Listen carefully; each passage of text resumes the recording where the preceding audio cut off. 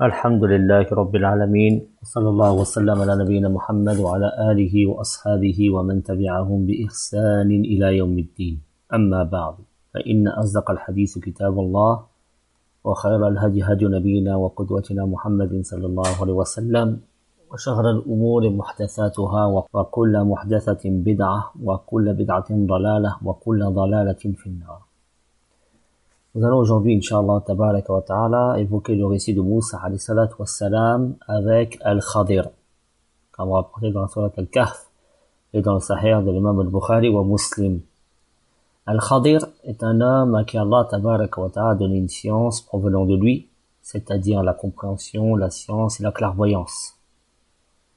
Il a été dit qu'il fut appelé Al-Khadir, qui découle du terme vert, akhdar, ou khadira, ou ikhdagra, qui veut dire verdoyer ou devenir vert. Il fut appelé al-khadir car lorsqu'il s'assied dans un endroit où l'herbe était desséchée, cette dernière se mettait à bouger et verdir, d'où son nom al-khadir. Allah tabaraka wa ta'ala nous relate le récit d'al-Khadir avec Moussa alayhi salatu wa salam dans Surat Al-Kahf à partir du verset 60. Allah dit tabaraka wa ta'ala: وَإِذْ قَالَ مُوسَى لِفَتَاهُ لَا أَبْرَحُ حَتَّى أَبْلُغَ مَجْمَعَ الْبَحْرَيْنِ أَوْ أَمْضِيَ حُقُبًا فَلَمَّا بَلَغَا مَجْمَعَ بَيْنِهِمَا نَسِيَا حُوتَهُمَا فَاتَّخَذَ سَبِيلَهُ فِي الْبَحْرِ سَرَبًا فَلَمَّا جَاوَزَا قَالَ لِفَتَاهُ آتِنَا غَدَاءَنَا لَقَدْ لَقِينَا مِنْ سَفَرِنَا هَذَا نَصَبًا قال أرأيت إذ أوينا إلى الصخرة فإني نسيت الحوت وما أنسانيه إلا الشيطان أن أذكره واتخذ سبيله في البحر عجبا قال ذلك ما كنا نبغ فارتدا على آثارهما قصصا فوجدا عبدا من عبادنا آتيناه رحمة من عندنا وعلمناه من لدنا علما قال له موسى هل أتبعك على أن تعلمني مما علمت رشدا قال إنك لن تستطيع معي صبرا وكيف تصبر على ما لم تحط به خبرا قال ستجدني إن شاء الله صابرا ولا أعصي لك أمرا قال فإن اتبعتني فلا تسألني عن شيء حتى أحدث لك منه ذكرا فانطلقا حتى إذا ركبا في السفينة خرقها قال أخرقتها لتغرق أهلها لقد جئت شيئا إمرا قال ألم أقل إنك لن تستطيع معي صبرا قال لا تؤاخذني بما نسيت ولا ترهقني من أمري عسرا فانطلقا حتى إذا لقيا غلاما فقتله قال أقتلت نفسا زكية بغير نفس لقد جئت شيئا نكرا قال ألم أقل لك إنك لن تستطيع معي صبرا قال إن سألتك عن شيء بعدها فلا تصاحبني قد بلغت من لدني عذرا فانطلقا حتى إذا أتيا أهل قرية استطعما أهلها فأبوا أن يضيفوهما فوجدا فيها جدارا يريد أن ينقض فأقامه قال لو شئت لاتخذت عليه أجرا قال هذا فراق بيني وبينك سأنبئك بتأويل ما لم تستطع عليه صبرا أما السفينة فكانت لمساكين يعملون في البحر فأردت أن أعيبها وكان وراءهم ملك يأخذ كل سفينة غصبا وأما الغلام فكان أبواه مؤمنين فخشينا أن يرهقهما طغيانا وكفرا فأردنا أن يبدلهما ربهما خيرا منه زكاة وأقرب رحما وأما الجدار فكان لغلامين يتيمين في المدينة وكان تحته كنز لهما وكان أبوهما صالحا فأراد ربك أن يبلغا أشدهما ويستخرجا كنزهما رحمة من ربك وما فعلته عن أمري ذلك تأويل ما لم تستع عليه صبرا. Ce sont les versets 60 à 82 de la sourate numéro 18. Allah dit dans le sens des versets, Jalla wa ala, rappelle-toi quand Moussa a dit à son servant, je ne m'arrêterai pas avant d'avoir atteint le point de rencontre des deux mers, même si je devais marcher de longues années. Puis lorsqu'ils l'eurent atteint, ils oublièrent leur poisson qui prit alors librement son chemin dans la mer. Lorsqu'ils l'eurent ensuite dépassé, c'est-à-dire cet endroit, il dit à son serviteur, apporte-nous notre déjeuner, car ce voyage nous a vraiment fatigués. Le servant lui dit alors, vois-tu, lorsque nous avons pris refuge près du rocher, j'ai oublié le poisson, et le diable seul m'a fait oublier de te le rappeler. Et il a curieusement pris son chemin dans la mer. Moussa dit, voilà ce que nous cherchions. Puis ils retournèrent sur leurs pas en suivant leurs traces. Ils trouvèrent donc l'un de nos serviteurs à qui nous avions accordé une grâce de notre part et enseigné une science venant de nous. Moussa lui dit, puis-je te suivre, afin que tu m'apprennes de ce qu'on t'a enseigné de correct. L'autre dit, vraiment, tu ne pourras jamais être patient avec moi. Comment endurerais-tu des choses dont tu n'as pas une pleine connaissance? Moussa lui dit alors, tu me trouveras, si Allah le veut, patient, et je ne désobéirai à aucun de tes ordres. Le serviteur lui dit alors, si tu me suis, ne m'interroge sur rien, tant que je ne t'en fais pas mention. Les deux partirent donc, puis alors qu'ils furent montés sur un bateau, l'homme perça la coque. Moussa lui dit, est-ce pour noyer ses occupants que tu l'as percé? Tu as certes commis une chose monstrueuse. L'autre répondit, n'avais-je pas dit que tu ne pourrais être patient en ma compagnie? Moussa dit, ne m'en veux pas pour un oubli de ma part, et ne m'impose pas de grandes difficultés dans mon affaire. Puis ils repartirent tous deux, et rencontrant un enfant, l'homme le tua. Alors Moussa lui dit, as-tu tué un être innocent qui n'a tué personne? Tu as certes commis une chose affreuse. L'autre lui dit, ne t'avais-je pas dit que tu ne saurais être patient avec moi? Moussa lui dit, si je t'interroge encore sur quoi que ce soit après cela, ne reste plus en ma compagnie. Tu seras alors excusé de te séparer de moi. Ils partirent donc tous deux. Arrivés à un village habité, ils demandèrent à manger à ses habitants, mais ceux-ci refusèrent de leur donner l'hospitalité. Ils trouvèrent ensuite un mur sur le point de s'écrouler. L'homme le redressa, et Moussa lui dit alors, si tu le voulais, tu pourrais réclamer pour cela un salaire. L'homme dit, ceci marque notre séparation. Cependant, je vais te révéler la signification de ce que tu n'as pas pu supporter avec patience. Pour ce qui est du bateau, il appartenait à des pauvres gens qui travaillaient en mer. Je voulais donc le rendre défectueux, car il y avait sur leur chemin un roi qui saisissait de force tout bateau en bon état. Quant aux garçons, ses pères et mères étaient croyants, et nous avons craint qu'ils ne les entraînent vers la rébellion et la mécréance. Nous avons donc voulu que leur Seigneur le remplace par un enfant plus vertueux et plus affectueux envers eux. Le mur, enfin, appartenait à deux garçons orphelins de la ville. Un trésor leur appartenant se trouve dessous, et leur père était un homme vertueux. Ton Seigneur a donc voulu, lorsqu'ils atteindront leur pleine force, qu'ils découvrent leur trésor par une miséricorde de ton Seigneur. Et je n'ai pas fait cela de ma propre initiative. Voilà l'explication de ce que tu n'as pas pu endurer avec patience. Sur la base de ces versets coraniques, l'imam Ibn Kathir rahimahullah tabaraka wa ta'ala va les expliquer en citant le hadith rapporté par l'imam al-Bukhari selon Sa'id ibn Jubayr, selon Abdullah ibn Abbas radiyallahu tabaraka wa ta'ala anhuma. L'imam Ibn Kathir rahimahullah tabaraka wa ta'ala a dit, certains parmi les gens du livre disent que ce Moussa cité dans ces versets qui a voyagé vers Al-Khadir est Moussa ibn Manasseh, ou Manassa en arabe, Manasseh en français, qui est le fils de Youssouf alayhi salam, fils de Yaqub, le fils de Ishaq, le fils d'Ibrahim. Et ils ont été suivis en cela par un groupe de ceux qui consultent leurs livres et rapportent d'eux, parmi lesquels Nauf ibn Fadala, al-Himyari, al-Shami al-Bikari, al-Dimashqi de Damas, dont la mère aurait été l'épouse de Ka'b al-Akhbar. Mais la vérité exposée dans le Coran et dans les hadiths unanimement déclarée authentique est qu'il s'agit bien de Moussa ibn Imran, des enfants d'Israël, le prophète Moussa alayhi salatu wassalam. L'imam al-Bukhari rapporte d'après Sa'id ibn Jubair qu'il dit à Ibn Abbas, Nauf al-Bikari prétend que Moussa, le compagnon d'Al-Khadir, n'est pas Moussa des enfants d'Israël.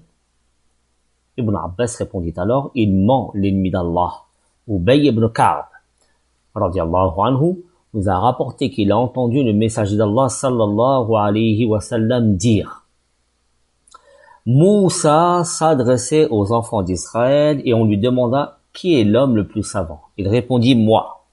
Allah le blâma alors pour ne pas avoir attribué cette science à Allah seul. Et il lui révéla au confluent des deux mers, un de mes serviteurs est plus savant que toi.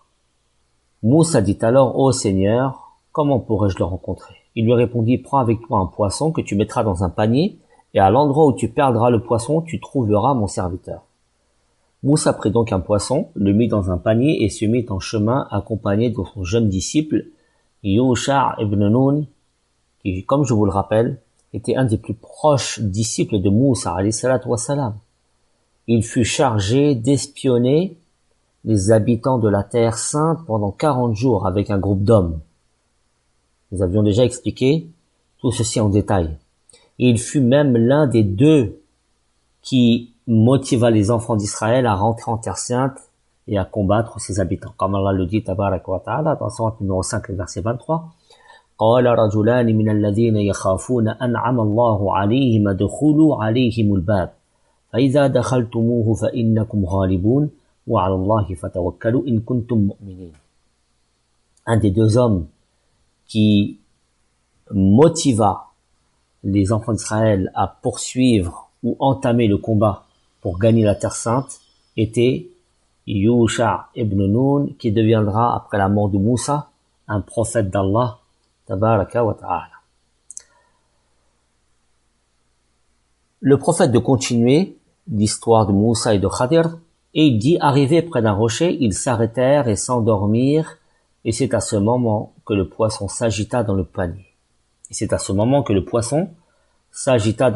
En sortit, tomba dans la mer et prit son chemin librement. Mais Allah le priva de courant d'eau, si bien qu'il laissa une trace sur le sable. À leur réveil, le compagnon de Moussa, Yusha ibn Nun, oublia de lui parler du poisson, et ils marchèrent le reste de la journée et la nuit. Au lendemain, Moussa dit à son servant, « Apporte-nous notre déjeuner, car ce voyage nous a vraiment fatigués. » Ceci, alors que Moussa n'éprouva la fatigue qu'après avoir dépassé l'endroit où Allah lui avait ordonné de se rendre. Son disciple lui dit alors, « Vois-tu, lorsque nous avons pris refuge près du rocher, j'ai oublié le poisson. Le diable seul m'a fait oublier de te le rappeler. » Et il a curieusement pris son chemin dans la mer. Le poisson partit librement, et Moussa et son disciple furent étonnés. Moussa dit, « Voilà ce que nous cherchions. » Puis ils retournèrent sur leurs pas, en suivant leurs traces. Ils revinrent sur leurs pas jusqu'au rocher où ils trouvèrent un homme enveloppé dans un vêtement. Moussa lui dit alors, « Que la paix soit sur toi. » Et Al-Khadir lui répondit, « Et comment trouver la paix sur la terre? Je me nomme Moussa. Moussa des enfants d'Israël? Oui. Je suis venu à toi afin que tu m'enseignes ce qu'on t'a enseigné comme droiture. Ne te suffit-il pas de tenir la Torah et de recevoir la révélation, ô Moussa? Vraiment, tu ne pourras jamais être patient avec moi.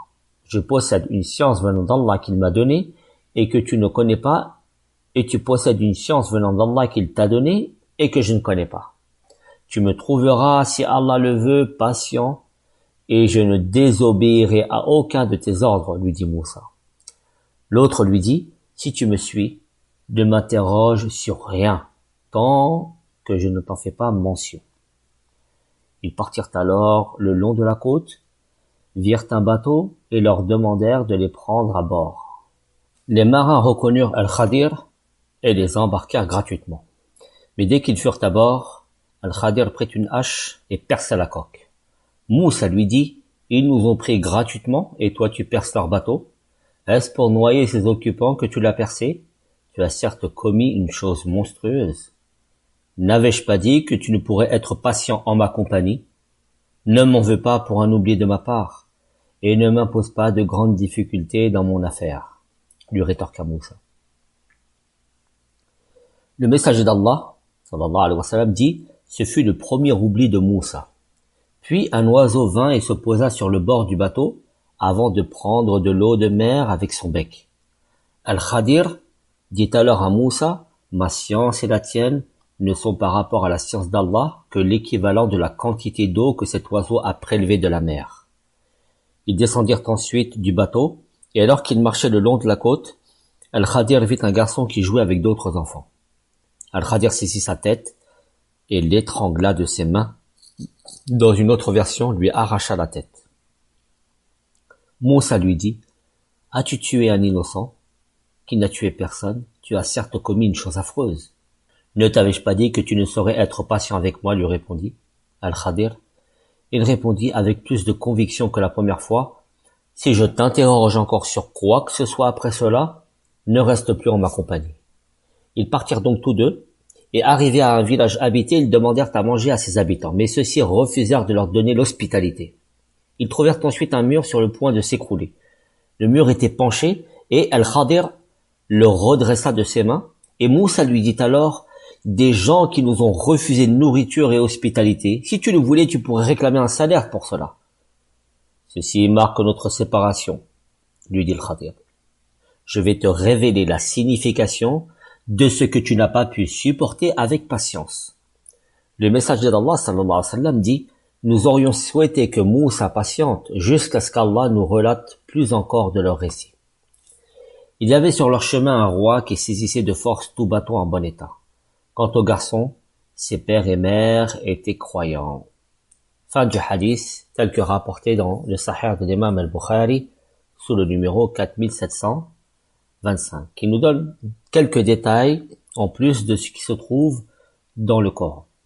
L'imam Ibn Kathir rahimahullah continue et dit, le mur enfin appartenait à deux garçons orphelins de la ville. Un trésor leur appartenant se trouve dessous. Il s'agissait d'une tablette en or sur laquelle était gravée une science. Et leur père était un homme vertueux. Et cela montre que l'homme pieux est préservé dans sa descendance.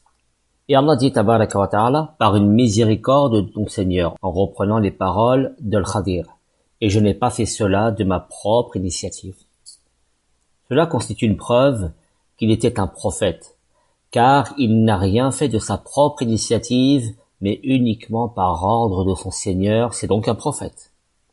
Certains ont prétendu qu'il était encore vivant, et qu'il a donc vécu à l'époque du prophète Mohammed, alayhi salatu wassalam, mais l'imam Ibn Kathir répond à cela en disant, قال الله جل وعلا وإذ أخذ الله ميثاق النبيين لما آتيتكم من كتاب وحكمة ثم جاءكم رسول مصدق لما معكم لتؤمنن به ولتنصرنه قال أأقررتم وأخذتم على ذلكم إصري قالوا أقررنا قال فاشهدوا وأنا معكم من الشاهدين.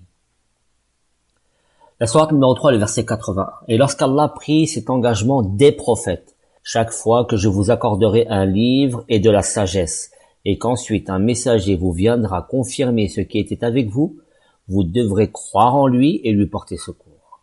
Allah leur demanda, consentez-vous et acceptez-vous mon pacte à cette condition? Ils dirent, nous consentons. Allah dit alors, soyez-en donc témoins, et me voici avec vous parmi les témoins. Allah prit donc l'engagement de chaque prophète de croire au prophète venant après lui et de lui porter secours. Et cela implique la foi et l'application de cet engagement pour Mohammed alayhi salatu wassalam, car il est le dernier des prophètes. C'est donc un devoir pour tout prophète de croire en lui et de lui porter secours. Ainsi, et c'est là où a voulu en venir l'imam Ibn Kathir, si Al-Khadir avait été vivant à son époque, il n'aurait pu que le suivre, le rejoindre et le secourir. Il aurait été sous son étendard le jour de la bataille de Badr, tout comme l'étaient Jibril et les anges les plus éminents. Tout ce que l'on peut dire est qu'Al-Khadir est soit un prophète, ce qui est la vérité, ou un messager ou un ange comme cela a pu être dit. Et quoi qu'il en soit, Jibril est le roi des anges et Moussa est plus noble qu'Al-Khadir.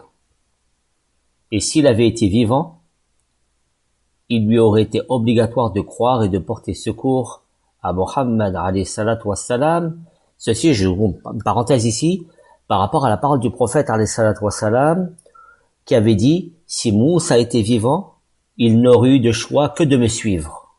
C'est-à-dire qu'il n'aurait pas eu la liberté de faire ce qu'il veut ou de suivre une autre législation que celle du prophète Mohammed alayhi salatu wassalam. Qu'en est-il alors d'une personne en dessous du statut de Moussa? À plus forte raison, il lui serait obligatoire de suivre le prophète Mohammed alayhi salatu wassalam. C'est ainsi que Al-Khadir, s'il était vivant, encore vivant, à l'époque du prophète alayhi salatu wassalam, alors il aurait combattu avec lui sous son étendard et il aurait suivi sa législation.